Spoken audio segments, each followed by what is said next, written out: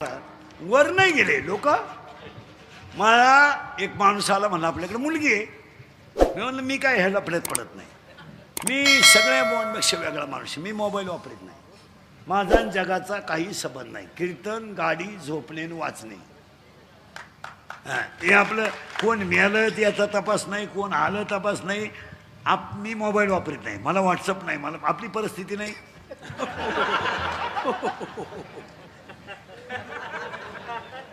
मला स्टेटस नाही, इंस्टाग्राम नाही, काय नाही, कोणाच्या एक नाही दोन. उलटे माझ्या क्लिपांवर लोक खोटेदीस झाले आणि माझा गेम केला. पण मी मोबाईल वापरत नाही. ते आलं माझ्याकडे. म्हणलं आपल्याकडे नवरी हो. मी म्हणलं आमच्याकडे पोरगा आहे बाबा वाजवणारा. तू नाही बरं ना. मग ते जमलं लग्न. मी याला पडत नाही. पण बरं चाल वारकरी आहे. अहो 2च दिवस झाले लग्न जमून आणि ते पुरीचं आहे बाप आले ना माझ्याकडं. नाही म्हणून सांगा. अहो मी म्हणलं झालं काय. नाही म्हणून सांगा. अरे पण झालं काय. तुम्हाला काही अक्कल. मला अरे मी म्हणलं मला महाराष्ट्रात अजून कोणी म्हणलं नाही इंद्रिकरला अक्कल नाही. काही भेजा वापरा मला म्हणले ती पोरीची आई. मी म्हणलं झालं काय. अहो तुम्ही तो नवरदेव दाखवला तो माळकरी आहे. मी म्हणलं माळकरी आहे मग काय. अहो महाराज काही अक्कल पाहिजे. माळकरीला जर मी पोरगी दिली आणि मी जर भेटायलाही पोरीला गेले आमची ठेप होईन का.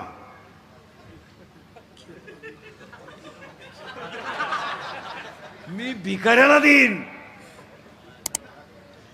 बाकीचं तुम्ही म्हणा. काय वाईट दिवस आलेत लोकांचे. काय वाईट दिवस आले. फार कामातून गेले लोक रे. आता ही बसलीत नाही एवढी. ही फक्त नगद नारायणाची गावकऱ्यांची कृपा आहे. कसे बी 2 तास कीर्तन ऐकत्यात. नाही तर बधीर झाले लोक. एकटेच बोला त्यात.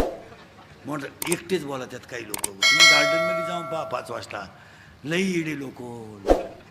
एकटेच बोला त्यात. काही एकटेच हसा त्यात. काही कुठे बसले का काडकीनं माती उकरी त्यात. काय तर आहे. मला एक सांगा महाराज.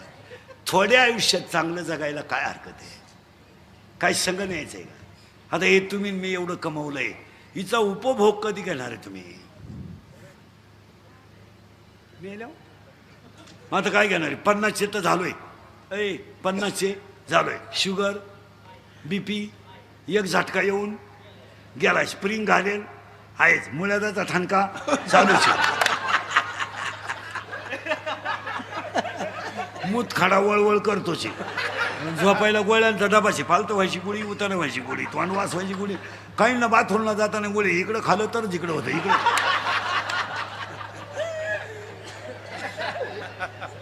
बरं काही ना काय खावायचं भान नाही. 22 रोट्या आणल्या. 22 रोट्या. घरी गेलो अख्ख्या रात फॅन लावला तरी वाज जाईना घरात. काय खात. उन्हातून आलं मठ्ठा प्यालं. बरं मठ्ठा मापात प्यावाना. 22 ग्लास मठ्ठा प्यालं. फुल नळ्या फुगल्या त्या. आणि ते घरी गेलो आणि ते बाथरूम मधून बाहेरच येईल. उभं राहिलं का खडखड खडखड. बसलं का खळखळ खळखळ.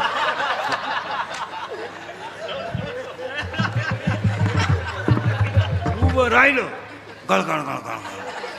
खाली बसलो खळखळ खळखळ. आणि त्याची बायकोनच ती दारात चहा घेऊन आतमध्ये चहा आणू का. आतमध्ये चहा आणू. आग लाव त्याचा. काय लोक काही खायचं नाही. काही सारखं त्या मोबाईलवर. काही तर कानात वायरी घालतात. इथं मोबाईल डिझाईन. आणि त्या बोलायच्या पद्धती तर इतक्या नालायक आणल्यात. एनो एनो एनो. अरे तू बोलत नाही माग आगवा लागली बंद कर. एनो एनो एनो एनो एनो एनो एनो एनो एनो एनो. आता इकडं लाव काय.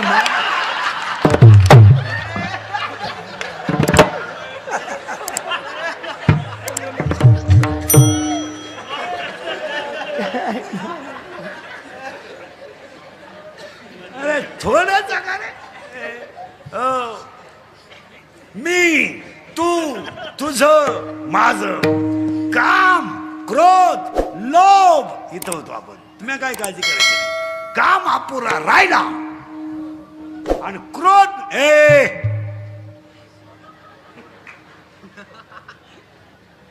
काय करू राहिल? हळूच दिशील गेम करून खालून. आता करंट लागेल बरं का ऐकणाऱ्यांना. काम तयार झाला का क्रोध, क्रोध झाला का लोभ, आणि लोभ जर तयार झाला लगेच मत, मत, आणि मत तयार झाला का त्याला काहीच कळत नाही मत्सर, आणि मत्सर तयार झाला का मीच फक्त शहाणा आहे अहंकार. राक्षस भुवन परिसरातल्या सगळ्या कार्यकर्त्यांना आणि पुढाऱ्यांना सांगतो, शिवाजी बाबा आहेत. थोडं बोलण्याचा माझा राग येईल तुम्हाला, पण तरुण पोरांना सांगतो, पोरांनो थोडं सावध जागा. पोरांना पटतंय का पहा. पोरांना भाई केस कमी आहेत माझ्या अंगाशी, एवढी गावं पाहिली मी, पण तुमच्या पाया पडतो पोरांनो, ह्या दंगली बिंगलीत तुम्ही पडू नका. तुमचं याच्यावर काय मत आहे मला सांगा. पोरांनो लोकांच्या पेनात कॅमेरे आणि काम इतकं कडक झालंय, तुम्ही जर कॅमेऱ्यामध्ये जरी दिसले तर 10 वर्ष शिक्षा आहे पोरांनो. आज एकुलता एक बापाचं पोरग जर 10 वर्ष आत गेलं तर ते घर संपलं. इंद्रिकडच्या लोकांना राग येतोय पण त्याला पर्याय नाही. आज लोकांच्या पेनात कॅमेरे आहे. महाराज आम्हाला नुसते बाहेरच्या राज्यात जायचं कीर्तनाला तर 8 महिने कागदपत्र करायला गेली महाराज. मायाभोवती लफडेला येत नाही, खरं बोलल्याचे लय लफडे मायाभोवती. रोज नवय उठलो का सुरू, कुठून तरी चेटीतून मोबाईल काढायचा, भावना दुखावल्या, बाईला बोलले आणि गाड्याला बोलले आणि पोरांना बोलले. हे चालत नाही. पोरांनो तुमच्या पाया पडतो, आत्तापर्यंत फक्त गरिबाचेच आत गेलेत, श्रीमंताचे गेले नाहीत, गेले नाहीत जाणार नाही. पण त्याच्या पुढचं वाक्य ऐकलं तुमचं डोकं बंद होईल पोरांनो. मी स्वतः BSc BEd माणूस आहे, माझ्या अवतारावर नका जाऊ पोरांनो. आज कोणतंच काम पोलीस व्हेरिफिकेशन दाखल्याशिवाय होत नाही. उद्या जर तुम्हाला भविष्य बनवायचं असेल तर मरांना तुमचं काय मत आहे. आणि आता 2 महिन्यापासून तर कडक झालंय, जो आत गेला त्याच्याकडून बाहेर झालेलं भरून घ्यायचंय.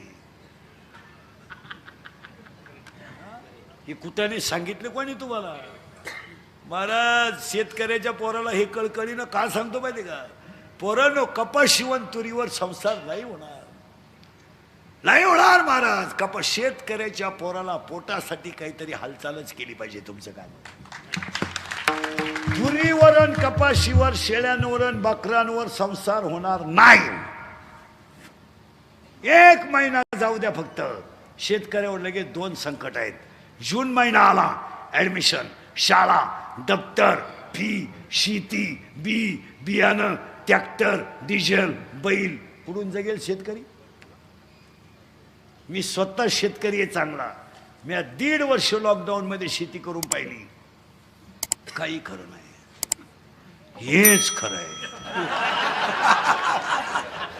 पुरा काळा पडलो होतो ढेकळात, पुरा अगोदरच काळा